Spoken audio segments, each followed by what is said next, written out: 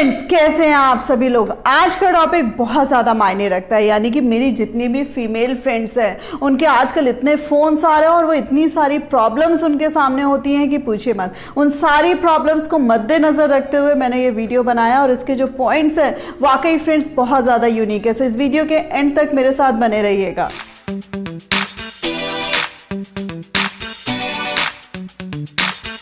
तो friends, video शुरू करने से पहले आपसे एक चीज कहना चाहूंगी कि प्लीज अभी तक अगर मेरे चैनल को सब्सक्राइब नहीं किया है तो उसको फटाफट सब्सक्राइब कर दीजिए, क्योंकि आगे आने वाले वीडियोस और भी इंटरेस्टिंग है। सो आपके पास उसकी नोटिफिकेशन फटाफट आ जाए। सबसे पहला पॉइंट आता है कि आप सभी, यानी कि हम सभी, like I am also female, हम सभी चाहे वर्किंग है चाहे नॉन वर्किंग है चाहे होम मैनेजर्स है, we are too much emotional. यानी कि हम इतने ज्यादा भावुक होते हैं कि जैसे जो हमारा पहले प्लस पॉइंट होता था, हमारा जिसे कहते हैं ना कि एक असली पॉइंट होता था, प्लस पॉइंट, वो आज की डेट में नेगेटिव पॉइंट बन गया। यानी कि कोई भी हमारे इमोशंस के साथ खिलवाड़ करके, कैसे भी हमें मैनिपुलेट करके हमसे कुछ भी करा लेता है। So my dear friends, emotional होना अच्छी बात है कहीं ना कहीं, क्योंकि नारी का एक बहुत अच्छा गुण है कि हमारे अंदर इमोशंस, हम किसी को भी प्यार करते हैं, किसी पे भी विश्वास करते हैं, किसी के भी प्रति समर्पण रखते हैं।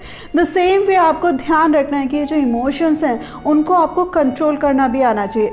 ऐसा तो नहीं कोई इमोशंस के साथ खिलवाड़ कर रहा है, कोई ऐसा तो नहीं आपके इन इमोशंस की वजह से आपको बेवकूफ़ समझ रहा है। सो माय डियर फ्रेंड्स, जहां आपको लग रहा है कि इन इमोशंस की वजह से आप कहीं धोखा खा रहे हैं या कोई आपको चीट कर रहा है, my dear friends, come out from that and make yourself strong, क्योंकि बहन तुम अबला नारी नहीं हो।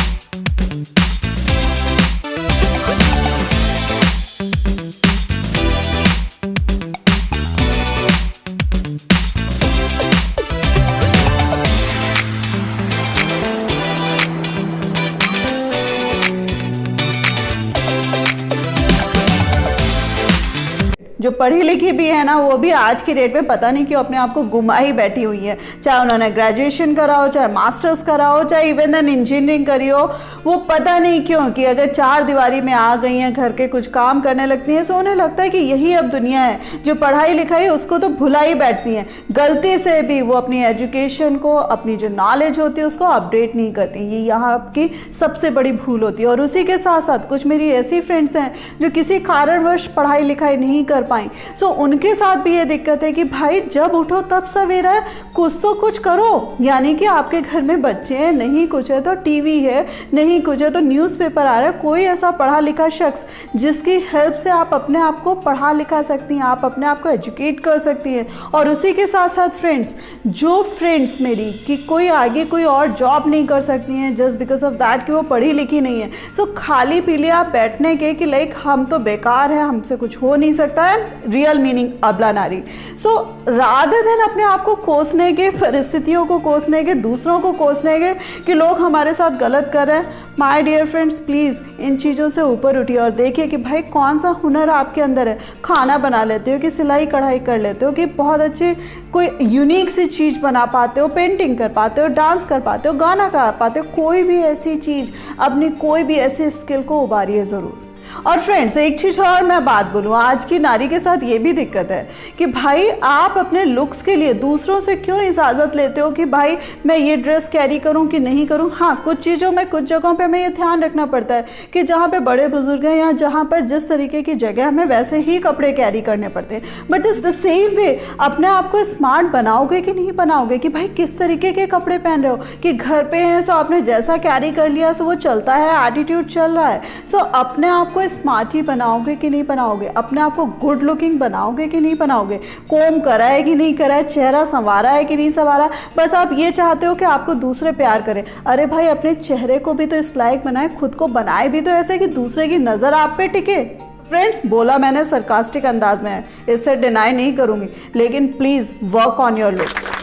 और इसी के साथ साथ फ्रेंड्स, ये नारी ना कमज़ोर भी बहुत है। जिसे कहते हैं ना, फिजिकली तो हम लोग वीक होते ही हैं। देखो मेरी भी कलाई मुड़ रही है, यानी कि आप अगर बहुत तेज़ी से मुड़ोगे ना तो मैं आ करने लगूंगी।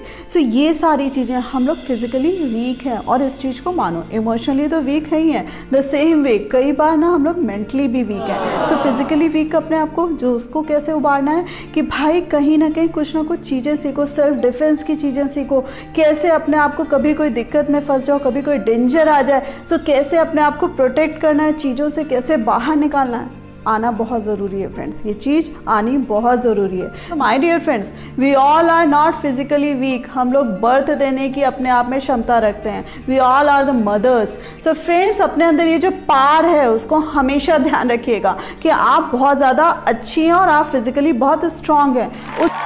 द सेम वे जो अपना इंटेलिजेंस है वो भी कई बार वीक पड़ जाता है कि अगर किसी ने आपको दुख दे दिया या संकट के बादल आ गए, सो आप रात दिन रोने में ही समय बिताते रहते हो। मोस्टली जो एंजाइटी, डिप्रेशन, इस तरीके की जो प्रॉब्लम्स आती हैं वो किसी मेल्स को भी आती हैं, लेकिन कम आती हैं, आप सब में ज़्यादा आती हैं, चाहे वर्किंग फीमेल हो चाहे नॉन वर्किंग फीमेल हो। क्यों आती हैं? क्योंकि आपके पास सोचने का टाइम बहुत ज़्यादा होता है, आपको अपने आप को परेशान करने का भी शौक बहुत ज़्यादा होता है। सो माय डियर फ्रेंड्स, अगर किसी भी तरीके से अपने आप को ऐसे गला रहे हो ना, सो प्लीज़ अपने आप को सही करो। सो माय डियर फ्रेंड्स, ये जो अपना हॉराइजन है, ये जो अपना आउटलुक है, उसको वास्ट करिए, यानी कि सारी चीज़ों को देखना शुरू करिए। ये नहीं कि जो चीज़ आपके बिल्कुल नज़दीक दिख रही है आप केवल उन चीज़ों को देखेंगे और डिसीजन लेंगे।